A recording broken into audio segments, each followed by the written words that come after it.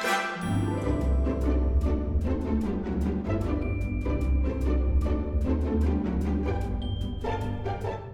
Hey, everybody. everybody. Welcome back to Sofa Spouses. Sofa Spouses. So, we went and watched a movie.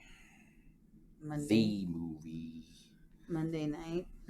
Yes, we went and watched it on Monday night. It's been a couple days now since we watched it. But, we went and watched the movie Dune.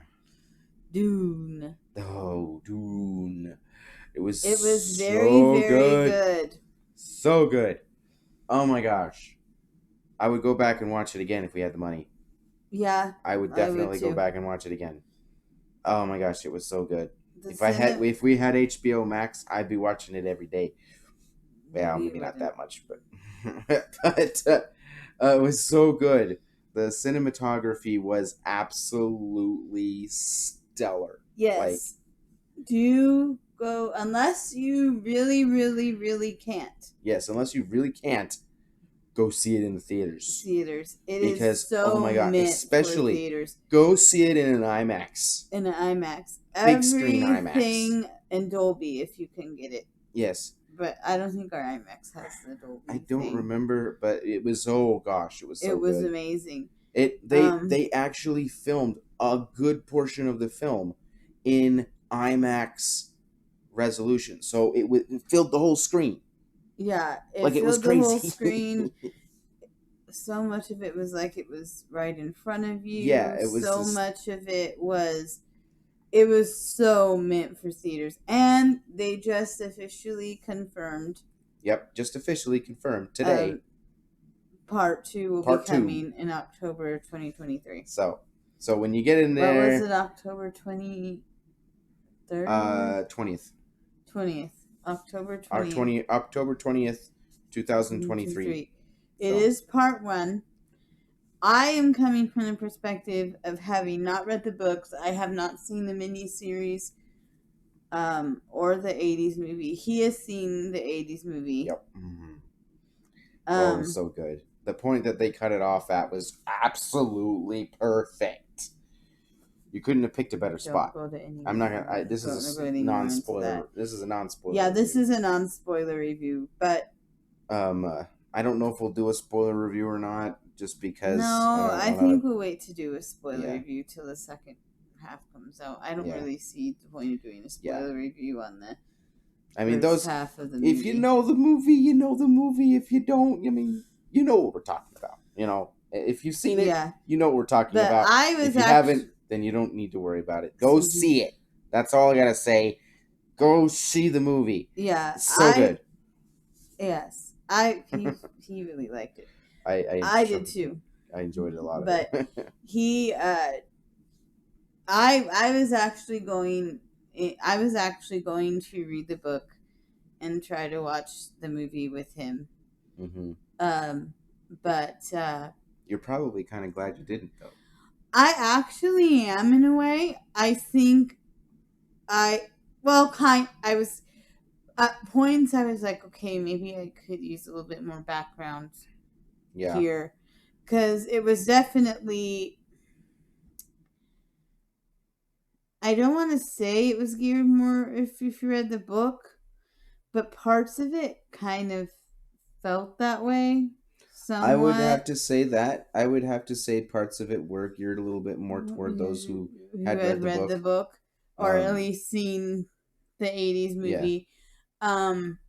But coming from and I still have the book on my Kindle. I was gonna get that done, and then I just kind of decided in the past couple months, I guess, that I was like, and I'm still gonna read the book because the book I could, as a person who reads and considers reading one of their hobbies, even though I need to kind of get back into it again, I could definitely tell that there's probably a lot more detail in the books, that there's they definitely toned some stuff down.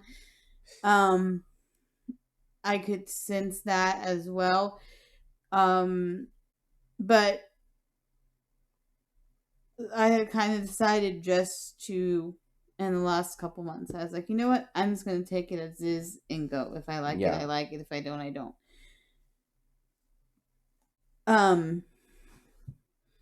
And I thoroughly enjoyed it. Yeah, I loved it. Timothée Chalamet is excellent. If you have not looked up the still of him that they put out from the Wonka movie he's doing, the prequel to Willy Wonka, you need to look that up because you will die and it will make you want to see the movie. He looks like he's going to do a good job. So that picture is amazing. He did amazing in Dune. He really did. He is a very talented actor. Very good. He portrayed the essence of Paul Atreides absolutely perfectly. Absolutely perfectly. I can't stress it enough. Yeah, I could kind of sense that too, just even though I hadn't read the books. I could kind of sense that too. Zendaya did very well. Though, kind of spoiler, you only really kind of get to see her. You don't really get to see her that much. Till the end. Well, you see her a lot. Because he's having dreams of her. For those who have seen the original movie and have read the books, her character isn't really in the first half of the story that much. Yes. So the lady who played his mother, which I can't think of her name right now, who I think this is the first movie I've seen her in. She did a really good job too. I thought she did a very good job. Very good job. Oscar Isaacs nailed it. It's a shame he's not in the second act. Yeah. I thought he was playing that character, and that was the part I think you kind of had to read the books for, to be honest. Those were some of the parts where I thought I'd actually forgotten that part happened in the first half. What, with the tooth thing? Yeah, I actually kind of forgot about that, but well, I wasn't talking about that. I'm sure that if I would have read the book, I would remember that and expected that part to be in there. But or seen the movie. But one part where I have to say I thought you might need a little more detail was the fact that the scenes where they kind of tried to talk about their relationship were good, but you could also tell that they were doing it more for, you've read the book, you've seen the movie. Mm-hmm. They have a good relationship. They didn't really go into a lot of the politics going on behind the scenes. I thought they did. They just focused on the main gist of it. Yeah, they just focused on the main gist of it. They didn't go into depth. Yeah. Because in the original... Dune is a very complicated book, in the original movie, they go into a lot more depth and behind the scenes politics and stuff like that. Which is why it's 2 parts. Yeah. So... It's very interesting. They focused a little bit more. There was one weird scene though, where, and it's just before kind of the very brilliantly filmed, very well done climactic kind of climax turning point scene. Yeah. Where Oscar Isaacs is, and I thought it was kind of weird. It's almost like either they meant to have him say more than he did and they decided to cut the rest of it, or they just wanted to make it look like, they're just having actual conversation. And then all this kind of happened, then the climax happens. Yeah. And the turning point climax. Because there's kind of 2 climaxes in a way, kind of. Kind of feels like it a little bit. But the turning point climax, where the real story starts going, is he's talking to the wife and they show them getting ready for bed. And he says, I should have married. And then they just kind of cut off and go into what's going beyond. Yeah. And so I don't know if we're not supposed to find out, if there's something that we're not supposed to find out that he said until like in the second half, or they just kind of wanted to show this was a peaceful night. Things were maybe going to start looking up, and then all this thing happened. Yeah. So, but yeah. Things might be looking up, but there might be trouble brewing in their relationships. I don't know. It just felt really weird. That was one part where I was like, okay, yeah. You kind of need to read the book to do. That was another part that I just thought was weird, and then I thought, yeah, you might want to read the book before you actually see this movie. That you probably would get a lot more of the references that are shown in the Jason Momoa, though. Oh my gosh, so good. He's another one I kind of wish. Yeah, he was. Going to be in the second part. So good. But there's so many climactic moments in that book, but in that movie, to be honest. But it's just Javier Bardem, his part. I think this is actually the first movie I've seen him in, and I'm looking forward to seeing him in Ricardo's. Being the Ricardos, his part he played, he did well. Just the acting was all really good, and so many people are saying, a lot of people are saying that this is a really good adaptation of it. That maybe we actually finally got it right this time. You could tell that Denis Villeneuve really wanted to tell the story. And he did a very good job.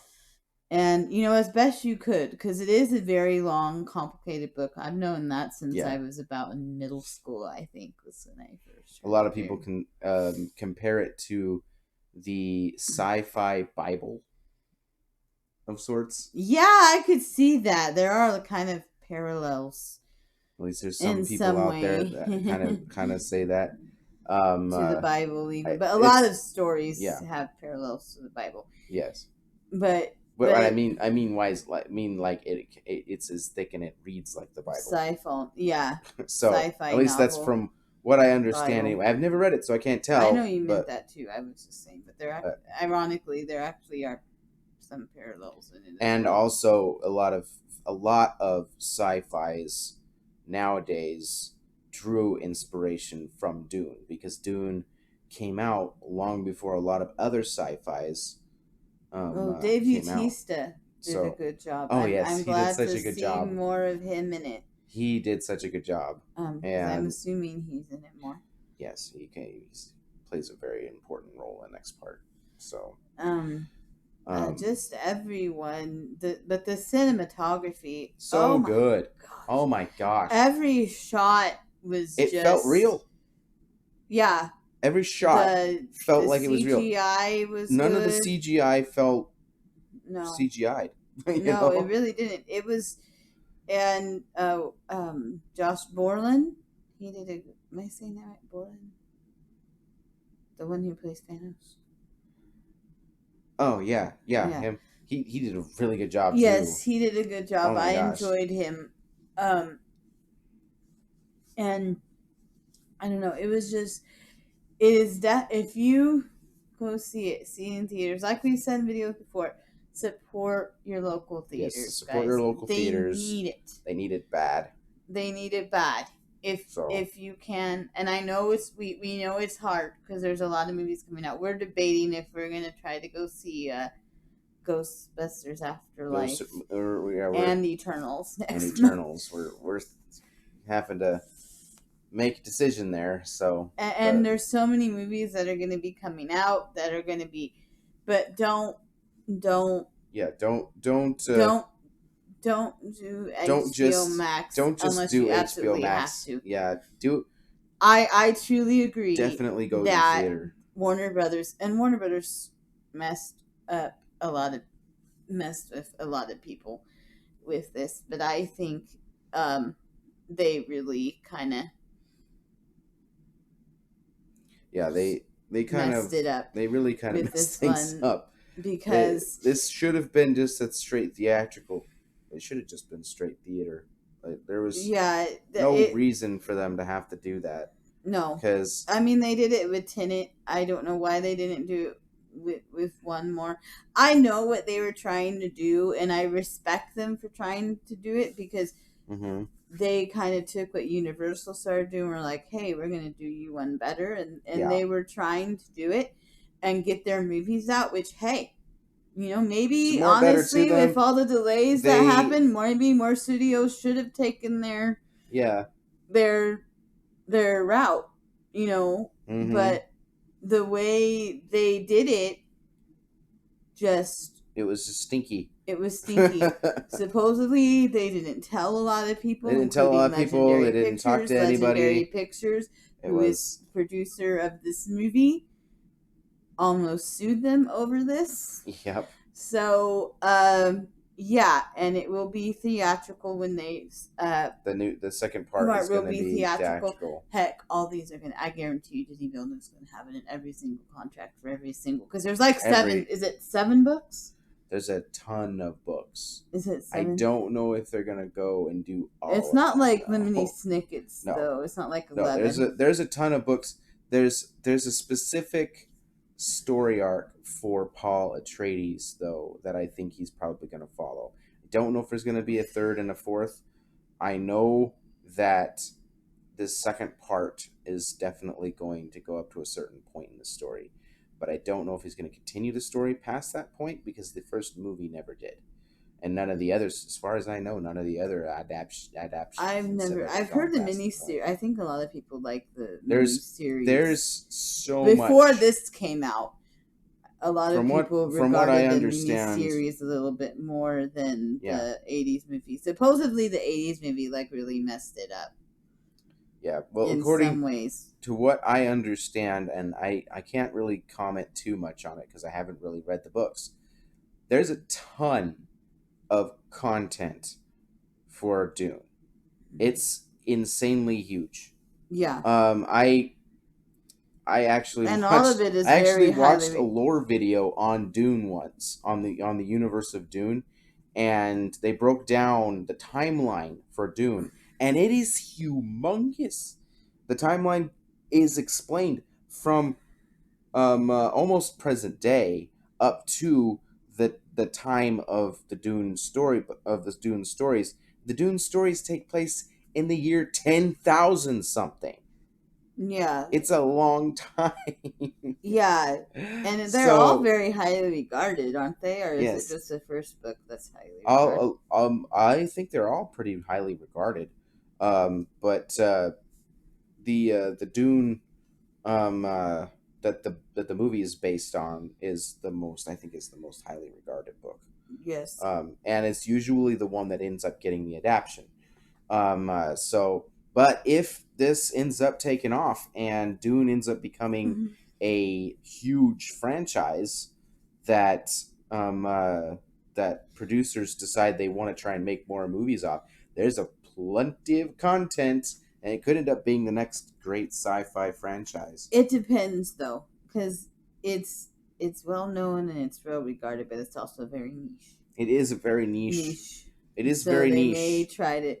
It depends if his second part gets us. The second part, I think gets it has like popular. a 90 on Rotten Tomatoes. Yeah, it's a 90 on a 90 audience score. I think, or no, I think it's 98 almost. I think critics have been kind to it. I think critics got it. I think it's got an 80 something with critics, which that's crazy. The movie's only been out for 4 days. And it's got that good of a review. Like that's good. And if supposedly HBO Max is doing a spin-off about the Bene Gesserit priestesses, and boy, does this movie kind of make you interested in it. Yes. I was captivated, and there's actually if they can make that show just as cinematic and cool looking as this movie was, then, which is HBO, so they probably will. HBO is known for going all out a lot. So when they want to go all out. But yeah, this could be really good, and we could get some really good. There's one really line decent, in particular that I won't say because it kind of spoils parts of it. But there's one line in particular that deals with it. That is like, in all this seriousness going on, is just kind of funny. Because most of it is very serious. This is not a like happy butterflies. Oh, this is definitely not a happy butterfly sci-fi. No. Kind of tale. I mean, it kind of starts out. You think it's kind of gonna start out that way, but then it gets dark. This is definitely not your Buck Rogers. Definitely not your Buck Rogers. But definitely not the your line that kind of really sold me on it. I've got to learn more about this. Is in the middle of it, and you have to see it to get it. But it's pretty. But it's funny. I will say it is very hard sci-fi. Yeah, it is very hard sci-fi. If you don't like sci-fi at all, if you're not a big fan of sci-fi, then I agree. You're gonna have a hard time. It's gonna be a very hard pill to swallow. I mean, it was written in the 60s. Something like that. Yeah. Yeah, it was written in the 60s. But that was when a lot of the big back when a lot of the sci-fi novels, deep thinking sci-fi, were deep. It's the kind of sci-fi that makes you think. You have to think. But it's also a fun story, too. It's very good story. Very fun. And very well executed movie. Just everything is, I don't think I've been to a movie in a long time where I have felt like, oh, I'm so glad I saw this in the theater. Yeah. I'm not kidding. I mean, I enjoy going to movie theaters, don't get me wrong. But I'm also, when I want to watch a movie at home, I will watch a movie at home. I will cuddle up on the couch, with him or by myself or whatever, and I will watch a movie at home. Yeah. Or something like that. I'm very much a fan of both. I'm not one of those people, oh, you have to see every single movie in the theater. Oh, you have to do this. But this is one movie in a long time that I really... And there's been movies lately, that I'm glad I saw in the theater, like Endgame. I'm glad I saw that in the theater. Infinity War. I'm glad I saw that. Things like that. There's been stuff that we've been glad we saw in the theater. Other movies. Batman versus Superman. Yeah. But this one is just like, it's one of those ones that were just like... And even I don't think I would have had the same experience if I had watched it. And and even some of the less, not necessarily just action movies, even some of the little dramatic movies I've seen, sometimes even those are just fun to watch in the theater because it just is, it's the last time, magic. To be honest, the last time I had a film experience like this was the first time I watched Avatar. Yeah. Like when I first watched Avatar, watched Avatar in the real D.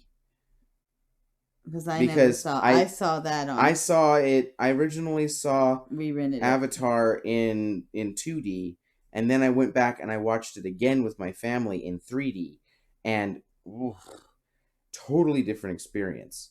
That's one thing I'm excited about, that Avatar is coming out so again. Good. Even though I think it's too late, is because that is one movie I do kind of regret that we didn't go to theaters to see. It was a totally different experience. You really, that was the movie was so well done cinematically that. And from what little they've laid out, it sounds like James Cameron's going to do that again. Yeah, he's going to blow everybody away again. So if he can. Yeah, I don't know. He's going to have a harder time doing that these days because we're so picky and we're just we are. But Dune knocked it out of the park. That is the first movie in a long time that I've come out of the theater really going, I'm glad I saw that in theaters. Yeah. Like, truly. I wouldn't have wanted to do it any other way. Well spent. Yes. Very much. And I've got a feeling that Eternals is going to feel that way, just because the cinematography in that looks. Yeah, that looks really good. Amazing. It's a Marvel movie too, so it'd be very fun. And that will be our next review. That will be our next review. So which I'm excited. I think it looks good. I'm glad none of the trailers of Eternals have and I've stayed away from snippets. I've just trying to stay away from all the anything spoilery. Not looking anything up, but I love that the trailers. I truly agree with a lot of the trailer reactions have said. I really don't think what we've seen in the trailers is what we're going to get. Yeah. I mean, I think it is, but I think it's, of course, because you can't. Yeah. I mean, legally, if you do an advertisement, you can't mismarket stuff that much. Yeah, you can't. I mean, granted, Marvel, the famous Infinity War. Marvel's known for putting things in their trailer that aren't really there. Then or changing. Then making your advertisement and you're not. I mean, even though that scene wasn't anything. Wasn't in actually Infinity War. I don't know if they cut it or it just never was. But they just did it for fun. Yeah. For the trailer. Even though that scene wasn't in there, we still got what you had in the trailer. Yeah. Yeah, we still got that. But. Yeah. So, and I think we're going to get it, some of the humor and stuff. I love I have seen some little snippets, like the scene where the snippet with the scene where Angelina loses her powers a little bit, and he goes, "You're no longer babysitting my kids." Your babysitting privileges have been revoked. and the IKEA line is great. Yeah. In the final trailer they did. That was pretty But I think it's genius that they've only done 2 trailers for this movie. Because Marvel, that's one thing they kind of tend to overdo. They do kind of do that. And they haven't even really done a lot of featurettes either. No, Marvel. They have done some. They've had the TV spot. They put the premiere on YouTube. But, so I'm looking forward to it. Yeah. If you enjoy cinematography at all, you will be mouth-watering during this movie. Yes. Dune is so freaking good. It's so good.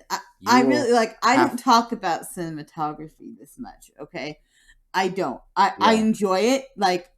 I am one of those people that'll go, "Oh wow, that was really nice. That scene really fits good. It, it fits." But no, this movie just But I don't talk about cinematography that much. Yeah. When I review a movie. And I got a feeling we'll be doing the same thing with Chloe Zhao, because if Eternals, because if you've seen her trailer for Nomadland, the cinematography in that movie just looked amazing. And even in Eternals. Yeah. Eternals does look really good. It has. And she specifically went out on locations for Eternals too. Yeah. And you can tell that Denis Villeneuve did the same thing with Dune. You can tell they're different places, and I don't know where. Yeah. Now, I think a lot of the desert stuff might be CGI, some of it. Some of it. But not all of it. The sandworms are amazing. The sandworms are I like how they don't amazing. Really show a lot of the sandworm. They don't show the sandworm all that much. They show it, but they don't show it all that much, which is really cool. So we have more with that. There's a lot more to come. Oh boy, I'm actually excited. So anyway, guys, tell us what you guys thought of Dune. If you've gone to seen it, and if you've gone and seen it, tell us what you thought in the comments. Keep it spoiler free. Yeah, keep it spoiler free, guys. Try to keep it spoiler free because we really we want to keep this video as spoiler free as we can, even though we don't know how well we did. We did well. We did pretty good, but yeah, but anyway, guys, tell us what you guys thought in the comments below. Like and subscribe to the channel, guys. Follow us on Facebook. We got our Facebook page up and going now. Yes. And we will see you guys in the next video. Bye. Bye.